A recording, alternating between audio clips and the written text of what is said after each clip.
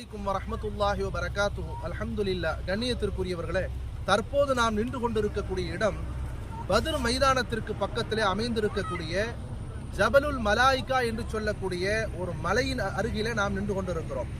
பத்ர் யுத்தத்தின் போது அல்லாஹு தஆலா மலக்குகளை கொண்டு வெற்றியை தந்தான் என்பது வரலாறு. குர்ஆனிலே அல்லாஹ் சொல்லும் பொழுது, இது தகூலுல் மலாயிகதி அலையஃபியக்கும் அய்யுமித்தக்கும் ரப்புக்கும் பிஸலாசதி ஆலாஃபின் மினல் மலாயிகதி முன்சலீன் என்பதாக அல்லாஹ் சொல்லி காட்டுவார். நீங்கள் எண்ணிக்கையிலே குறைவாக இருந்தீர்கள், வலக்கது நஸரக்குமுல்லாஹு பிபத்ரின் வ அன்தும் அதில்லா. குர்ஆன்ல இன்னொரு இடத்தில் அல்லாஹ் சொல்லுவார், நீங்கள் எண்ணிக்கையிலே பலகீனமாக இருந்தீர்கள், குறைவாக இருந்தீர்கள், நாம் மலக்குகளை கொண்டு உங்களுக்கு உதவி புரிந்தோம் என்பதாக குர்ஆன் சொல்லி காட்டுகிறது. கண்ணியமிக்கவர்களே, அந்த மலக்கு இறங்கிய மலை இந்த மலை என்பதாக சொல்லப்படுகிறது. மலக்குகள் முழுவதுமாக இங்கிருந்து இறங்கித்தான் மைதானத்திற்கு வந்து சஹாபாக்களோடு சேர்ந்து எதிர்களிடத்திலே போர் செய்தார்கள் என்பது வரலாறு.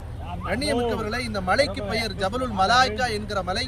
ஒரு ரஹ்மத்தான ஒரு மலை என்பது மட்டுமல்லாமல், அதிகமான ஹாஜிகள் மக்காவிலிருந்து மதீனாவுக்கு வருகிற நேரத்திலே இந்த இடத்திலே வந்து பார்வையிட்டு செல்லக்கூடியதை வழக்கமாக ஆக்கி கொண்டிருக்கிறார்கள்.